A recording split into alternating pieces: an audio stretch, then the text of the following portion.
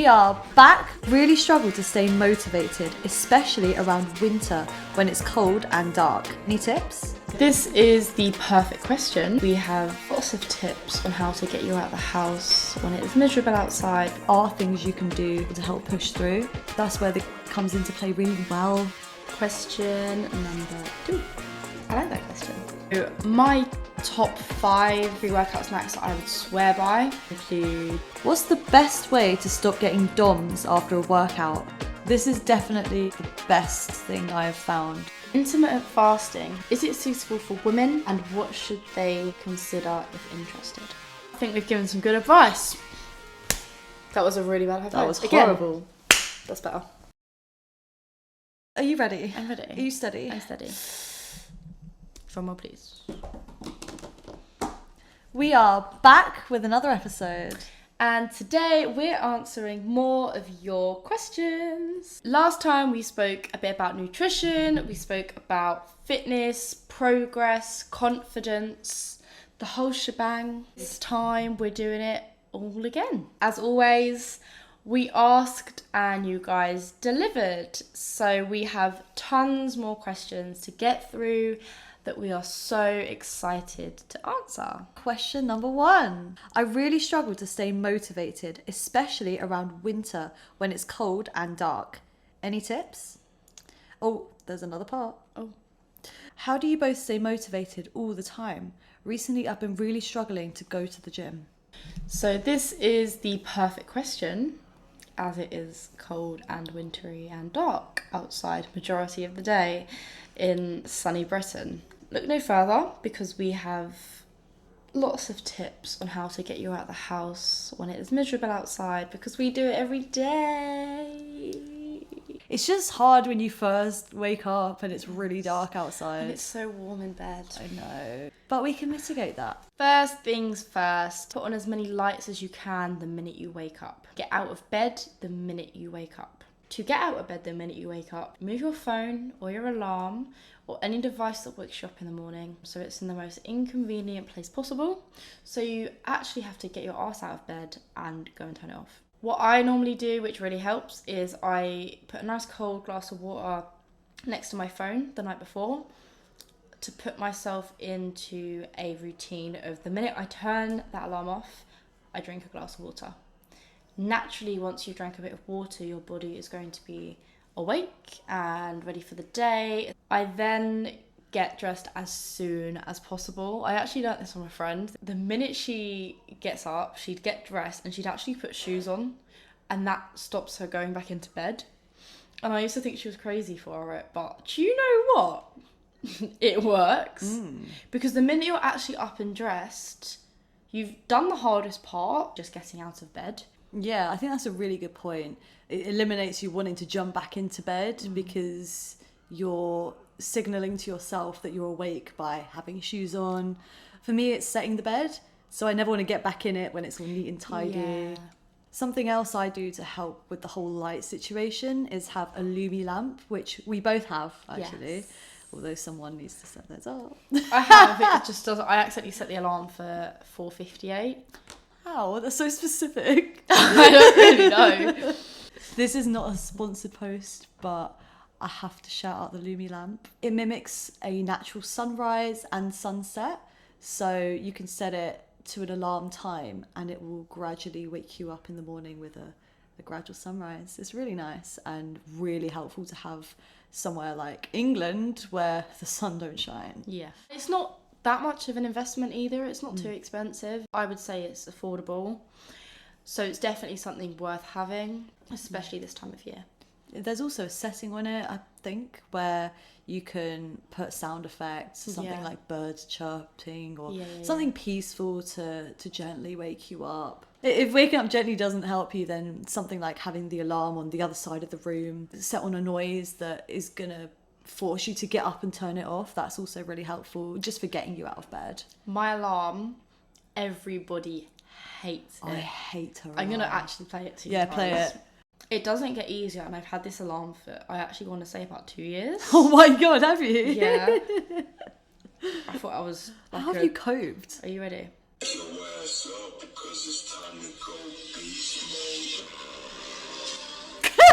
So set a absolutely awful alarm, not the stupid Apple one.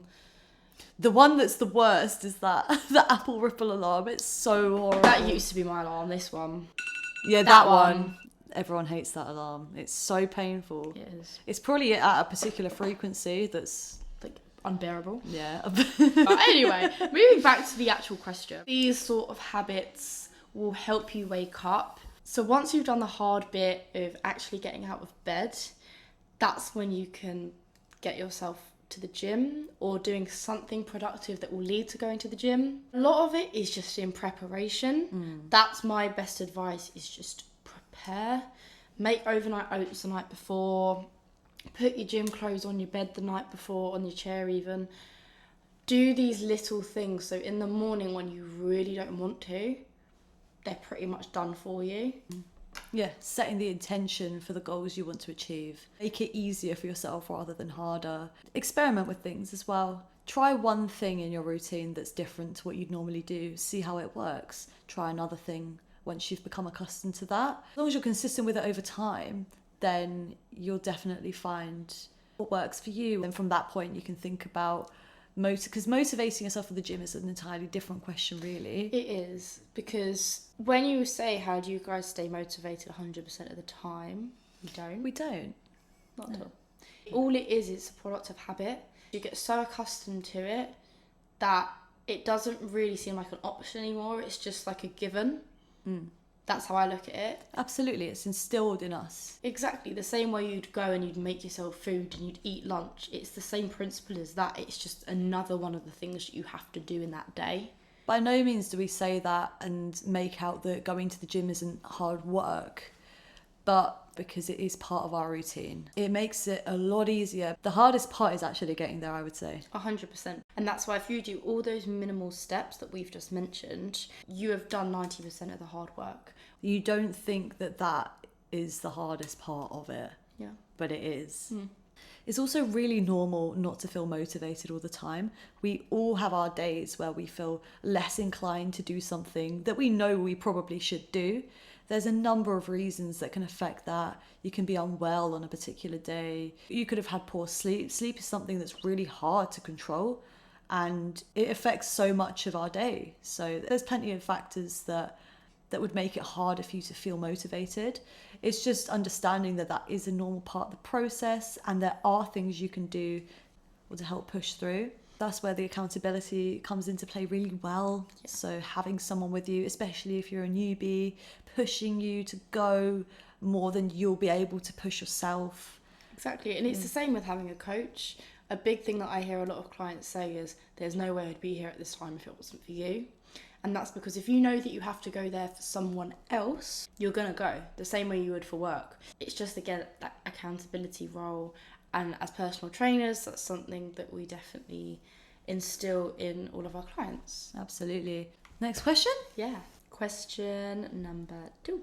Can you share your favourite pre-workout snacks that you swear by? I need new inspo. I like that question. Pre-workout snacks, definitely something I recommend. I don't usually recommend people working out on an empty stomach. I think even if you can just have something minimal, half an hour before, that's adequate. However, if you're like me and you absolutely love eating every minute of the day, you might want something a little bit more. So my top 5 pre-workout snacks that I would swear by include almond butter on rice cakes with banana. Cereals, I usually have something like those little wheat pillows that have like apricot in them, or something like those. A bowl of oats mixed with protein powder, peanut butter, some nuts. Give it all a mix. High in fat, high in carb will give you a lot of energy, and it does have that protein in it to help with recovery as well.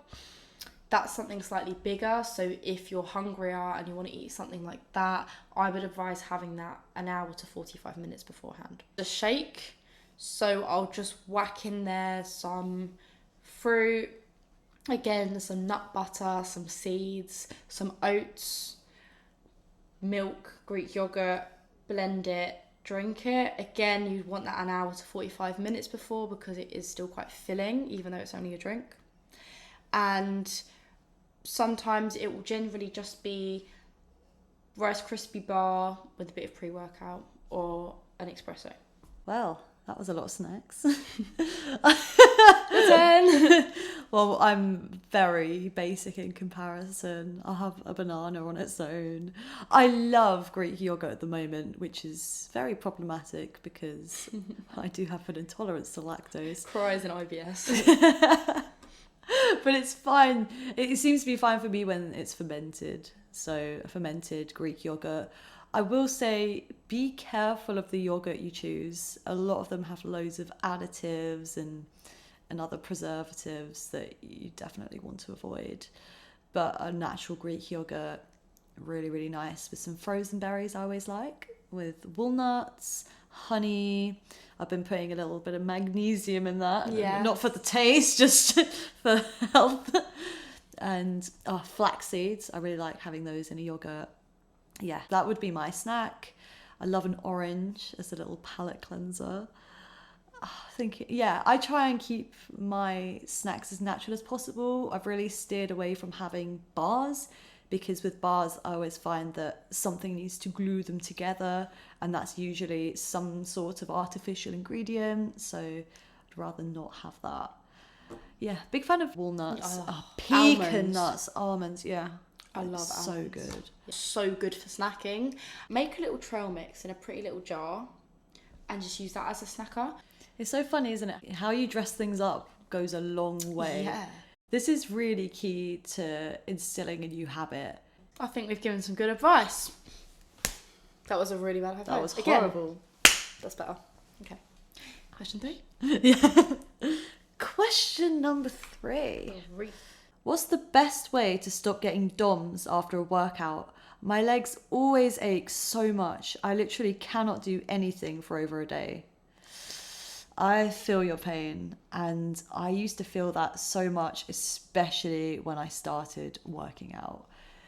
DOMS are so painful, and you really feel them, especially having some time off from the gym, because you're almost shocking your muscles when you start training them, when you start increasing the intensity that you're making them work under. It's your muscles tearing and repairing to the stresses of a workout. This is definitely the best thing I've found to help with DOMS. It's drinking a ton of water. I have it here. A pretty bottle. I wouldn't say it's pretty. I'd say do. it's scary. I think it's pretty. Whack someone with it. I mean, yeah, it's like so solid. heavy. It's metal. I look like a creepy, like... It's like a little lantern. But yeah, a massive water bottle really helps with drinking more water. Having one like what I used to have, or what you've got now, with the times written on it, it's also quite helpful to judge how much you're drinking and how quickly you're drinking the water. Yeah, it just completely flushes your system. It makes everything feel more loose, including the DOMS. Another thing I find helpful is, depending on the timing of when you're using this, but massaging, foam rolling. I would be careful with foam rolling if you're not very used to it, because that can be quite a painful thing to do. But in my experience, having foam rolling or using a massage gun can just help relax the muscles after going through the process of massaging them. Because during the process it can feel quite intense, but after, you'll thank yourself. Yeah, that's something I definitely make a point of, is get into a routine of stretching, get into a routine of foam rolling, and getting sports massages. That is something I would do every 6 to 8 weeks. So it doesn't need to be weekly, but every 6 to 8 weeks, go and get yourself a sports massage or deep tissue massage. Just really get in those knots, loosen everything up, and your body will thank you for it. And it's more of just a preventative as well, to prevent it coming back so much. I would also say supplementation to an extent. I take magnesium every day. Magnesium is amazing for reducing muscle soreness, muscle weakness, tiredness and fatigue, and they all play a role in DOMS. So if you take some magnesium every day, it will really reduce that. Obviously check with a doctor before taking anything. But that is the number one supplement I would recommend. Yeah, absolutely. Supplementation can be really helpful. Along those lines, I would say having protein can really help with delayed onset muscle soreness, because protein helps with the repairing process of your muscles. So that's definitely something that can help relieve the tension of DOMS. Think of DOMS as that, as tension. So anything that's going to relax your muscles is likely going to help you feel some relief from DOMS. Definitely. Yeah, a hot bath as well. That's another one. Heat. Saunas, steam rooms. Oh, yeah. They're really anything helpful. with temperature. I was going to say it again. No. I didn't. Anything of that sort, definitely want to prioritise a little bit of time towards that as well. It just works as a preventative. These are just little things that you can implement that will make a huge difference. Yeah. I think the biggest difference is made with stretching. Stretching is so helpful for DOMS. When you're trying to recover from a workout, you need to stretch. I can't say it enough, because if you're not stretching, then you're likely to be less mobile, and that's going to have an effect on when you're lifting heavy weights. You won't be able to perform these lifts with such good range of motion. So it's really important to keep stretching. You'll feel the DOMS less and you'll perform your workouts much better. Question number 4. This is a big one, actually. This is one you'll be good at talking to because you do it. Oof. Intermittent fasting has gained popularity recently. Is it suitable for women, and what should they consider if interested? I listened to another podcast. It's not ours. Because I only listen to our podcast, of course. The Diary of a CEO. I can't say enough good things about this podcast. It is brilliant. And the reason I love this podcast is because Stephen always brings on different guests who have a breadth of knowledge in what their field is. And one person he brought on was an expert in fasting. So I took some notes on this podcast and I'll now share them with you. Everything I'm about to quote is taken from the Diary of a CEO podcast featuring Mindy Pels, who talks about fasting and the benefits of it. The episode is 256, Jesus Christ, Stephen. The Miracle Doctor, everyone should start fasting right now. Mindy explains that when you eat, your blood sugar rises. As it starts to drop, the body switches over into another energy burning system, from sugar burning to fat burning. When this happens, a byproduct of ketone is created, which goes up into your brain and it helps to repair its functions. The brain needs 50% ketones and 50% of glucose. So this is why when people fast, their mental clarity and cognition improves. It takes 8 hours in total to switch over to this metabolic state. By 13 hours of fasting, your body makes a good dose of ketones. And they also turn off the hunger hormone. So ironically, when you're fasting, you're actually less likely to feel hungry by 13 hours. Yeah. There's lots to suggest that there's benefits in fasting. According to Mindy, essentially it takes the bad cells in your body that are slowing you down and pushes them out of your system. That's the best way that she described it. So if a cell's got lots of glucose in it, then viruses will eat that and they'll remain in the cell. Whereas if there's nothing in the cell, there's nothing for the virus to feast on. The suggestion is that when you fast, you're less likely to be ill. I have to say, it was a really interesting podcast. And I listen to a lot of podcasts, and that one in particular was one where I took a lot from it. So I started fasting myself. The biggest thing I took from fasting was how much more energy I found I had, especially during the work day. So whether I'm PTing or working in an office, as I also do, fasting during the day meant that I didn't experience the afternoon slump. I call it that because I think anyone can relate when I say that after a big meal at lunch, or in fact any meal at lunch, naturally you just switch off and you're less inclined to be productive and want to do any work that's set in front of you. Whereas I fasted and I didn't stop. I kept going. I wanted to keep doing the work while I was still productive. I did eat then at about 3 o'clock, I'd say. I wake up at 6 and then I eat something small in the morning before my workout. I then don't eat for 8 hours. And then I eat late afternoon after I've done the majority of my work, my most time-consuming tasks, I eat after that point, and it doesn't matter because I can let myself slump with ease, knowing that I've done everything I needed to do. I've done it well. That's the other part of fasting, is your mental cognition is improved. Yeah. So you feel more productive, but the work you do, the quality of that actually really improves, is what I found. And it's amazing how much you can actually speak to it in terms of your experience with it. It's amazing how not only can you sort of tell everybody why intermittent fasting is good, you can actually back it up with your own experience. I've never personally intermittent fasting. I know about it and I have clients who do it. However, it's not something I've ever been inclined to do for no specific reason other than it's nothing I've ever been used to.